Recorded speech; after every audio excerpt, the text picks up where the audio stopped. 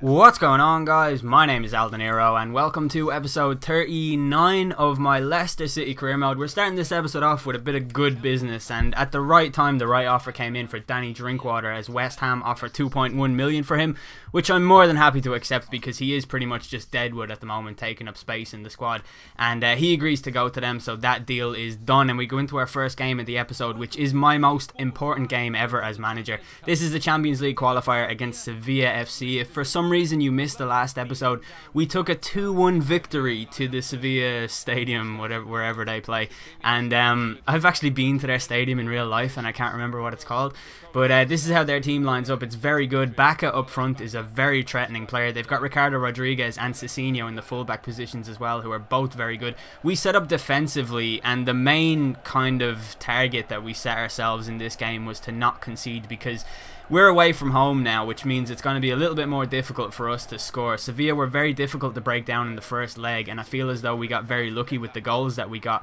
and they only needed to win 1-0 in order to advance because of their away goal, and they almost got their goal inside 2 minutes with Bacca coming forward. And I've got a question for you guys at the start of this episode, but before I ask it, I actually just want to say, if this episode gets to 600 likes before 7:30 PM, I'll upload the next episode immediately after the El Clasico game, so that'll be episode 40 if this does get 600 likes.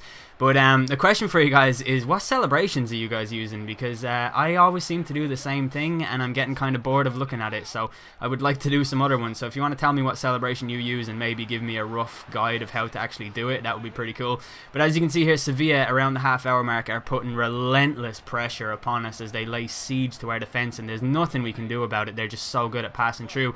Eventually the ball does fall to Vitolo in the centre, who ends up scoring. I think it was actually Ibarra who scored, but thankfully the linesman did put up the flag and it was ruled out for offside. But that was a scary moment for us because, like I say, Sevilla were just firing everything forward, and in the 45th minute Andrew Robertson actually wins the ball back, but then gives it back to Vitolo immediately, and the reason for that was because I paused. I thought it would be a free kick, and thankfully it wasn't, but Krychowiak almost scored. His header went over, and we go into half time, and these stats pretty much sum up what the game was like for us. 47% pass accuracy is dire, and it sums up how well they were packing the midfield and like not letting us pass the ball and play well. But on the hour mark we did get a chance finally as Wilfried Zaha cuts inside with the Ronaldo chop around Cicinho. He does get his shot away, but the goalkeeper was there to save it, and it is eventually cleared by the Sevilla defence. But in the 66th minute it was Sevilla's turn to come forward with Ever Banega on the ball. He plays it into Krychowiak, who plays it back to Banega, but amazingly he fails to hit the target from that close, which was a real blessing for us.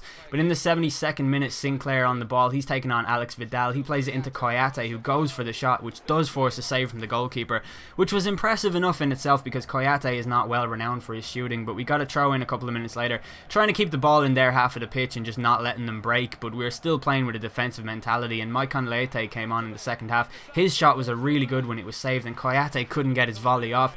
Had he done so, it probably would have gone into the back of the net. In the 78th minute Sevilla came forward again, but it just served to set up a counter-attack for us when Maicon Leite uses his pace to surge forward with an option in the middle. I think it's Gale. He goes for the shot, it comes out to Gale, it goes over his head, and Zaha's shot gets blocked away and out for a throw-in. Then in the 83rd minute they brought on Britt Assombalonga, which is amazing because had things been differently he could have been playing for us, but sadly it wasn't to be. He made no impact on the game. We end the game with a 0-0 draw, which takes us into the Champions League proper, and we will be visiting the group stages at least, which is a phenomenal achievement for this club. And off the back of that I tried to go and buy a big striker for us, so I went for Eduardo Vargas because I thought he looked pretty good, but very pricey, and I just didn't think we'd be able to get the funds together to try and tempt him to the club. I also had a look at Dybala, who plays for Palermo. He's a centre forward, but he's someone who I think could be useful for us, and I also went in for Nadir Chifchi just because I knew he would be a good backup option regardless of what happens. So I did make a bid for him of 3.3 million, which is unfortunate because I can't pronounce it. I don't know why I bid that. I should have bid 4 million out of principle. But Palermo told us that they wanted 22.5 million for Dybala, and that pretty much effectively ended our hunt for him. But I went all in. I offered them 12.5 million, hoping that that would be enough for them to accept it. And Dundee United accepted our bid for Chifchi, so I ended up giving him a contract because he's got 5-star skills, he's got 90 strength, he should be decent enough. Our bid for Vargas was rejected. I went to go and make another bid for for him as well. But all of these big players just looked increasingly difficult to sign. I think we did well with the transfers and that, and we go into our next game, which is against West Ham United. And some things I do want to say about the transfers, because I've seen so many comments about this and the players that I've signed and whatever. I know everyone wants a highly rated player, and believe me, I do too. I would love to sign a big name for the club just for the Champions League. I think it'd be really cool, but it's so difficult to do. And about the Maicon Leite signing, I know he's never played in the Champions League and all of that stuff, but he is 27 years old. He does have all the attributes necessary to succeed at a club managed by me, I think. Like, he suits me down to the ground, and that's how it is in real life. There is no ratings in real life, so, like, you know, the players that I sign are because they'll suit my tactics set up well. And I think I've done a good job in the whole series so far of showing you guys that when I sign players, it's because they fill a certain role that's necessary in the team. Good examples of that, I think, are Gary Gardner and Koyate, and even Dwight Gale, who came into the team last season and had a return of I don't know, like 21 goals in 37 games or something like that, which was really good. But we're playing against West Ham. In the 25th minute, Gale's shot goes just wide, and we come up to the half time, inside stoppage time at the end of the first half, with Boyata and Gardner trying to work something on the right hand side. It eventually comes to Tompkins, who backheels it into the path of Boyata, who plays a 1-2 with Dwight Gale and does some nice footwork to get into the box, and amazingly finishes with the finesse shot into the near post, making it 1-0 to us on the brink of half time. And he runs over to the Leicester fans to celebrate what is his first goal in a Leicester jersey. It's just a shame that it wasn't in the blue jersey and it was in that horrible gold and black one that I really don't like. But Zaha comes forward in the 48th minute, a nice Ronaldo chop takes him inside Tompkins, and his shot gets saved by the goalkeeper. And in the 52nd minute, West Ham came forward with Andy Carroll on the ball. He was kind of central to everything they did coming forward, and his shot struck the post, and then thankfully we did manage to clear it. And then up to the 70th minute, we come with Zaha playing the ball into Jeffrey Schlupp, who finds Andrew Robinson on the overlap, or Robertson, and his shot is saved by the goalkeeper. And then 10 minutes later, we came forward once more with Tom Ince, this time coming down the right hand side. He has an option in the middle, and it's Maicon Leite, the pacey Brazilian striker, who gets a shot off, but it's saved and cleared by the West Ham defence. And then into the final 5 minutes of the game we go, with Noble playing the ball into Sacco, who does really well to get the ball to Maiga. Thankfully Schmeichel made the save, thankfully we cleared it, and thankfully we held on to claim a 1-0 victory at Upton Park, which is a great result, because I think we actually dropped points there every season before now. So that is a good sign of us kind of coming forward and becoming a better team. But I backed out of the bid for Vargas because it just didn't seem plausible. It didn't seem like it was going to happen. You know, they wanted so much money and there was nothing I could do. The same with Dybala. I just couldn't get him to the club. It's just too much money. So our next game is against Swansea City, and this is in the Capital One Cup, which is why the interface looks a little bit different. You'll also notice that we're going to be playing a different formation, because I have a real gripe with being in the Capital One Cup at the end of August. This is the first round, and it's nonsense, because in real life, if you're in the Premier League, you don't go into the Capital One Cup until the second round, and if you're in Europe, in any European competition, you don't go into the Capital One Cup until the third round in November. So we're playing it in August, and it's just extra fixture congestion that we don't need. So I was just annoyed. I went with a different formation and everything like that, but Schlupp comes forward in the 9th minute, not the 90th minute. He plays into Berahino, who scores, and he looks like he could actually have a decent season for us. He's been pretty good in all the games so far that he's played in, including a couple of goals here and there. But in the 16th minute, Camara, the fella who we actually gave to Swansea for the key deal, he sets up Donnelly, who ends up scoring in the 16th minute and equalises for Swansea City, the hosts in this game.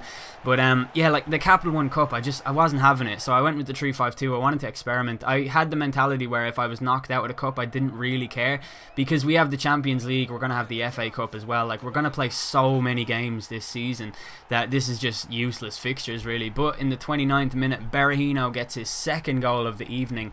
Kind of backing up what I said, I have a feeling he could play a much better role this season than he did last season, although his stats don't seem to be growing. He seems to have been 68 for a very long time. But in the 48th minute, Swansea did equalise just 3 minutes inside the second half with Donnelly again. So a tale of two strikers, really, as both strikers for either team have got a brace each. But Knockaert comes forward on the hour mark, and he was running out of breath up against Bartley. He does well to keep the ball in play and keep possession. He plays it into Berahino, who almost netted his hat-trick on the hour mark, but it wasn't to be, and he'd get another chance 4 minutes later, but his shot was saved because he shot with his bad foot, and I didn't go for the finesse because I still haven't weeded out the instinctive finish attempts that I do from FIFA 14, but Knockhart's chance in the 75th minute really should have gone in.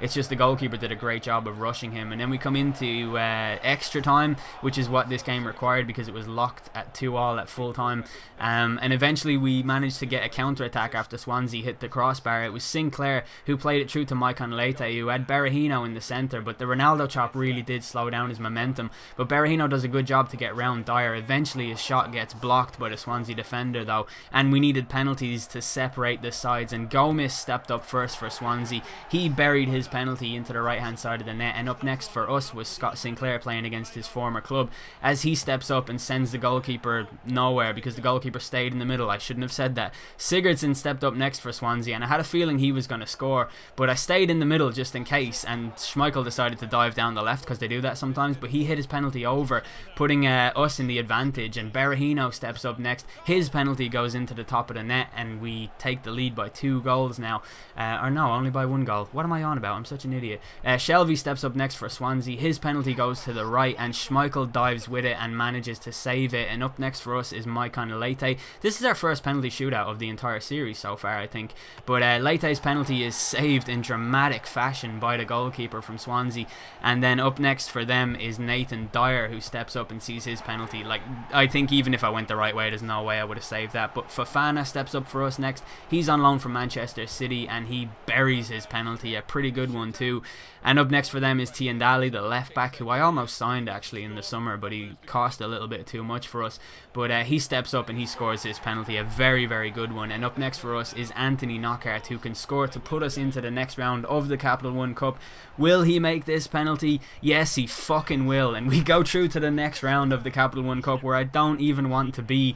But a win is a win, and a good performance to go with it, along with a successful experiment with another formation. So a pretty good episode overall, I think. I think we did a great job to get into the Champions League, to get a win away at West Ham, and to advance in a difficult Capital One Cup game against Swansea City, even if we did only have 39% possession overall. But that's the end of this episode. If you guys want to see the next episode, which will start off with deadline day, get this episode to 600 likes before 7:30 and it will be uploaded then. I have been El Dinero. Thanks for watching.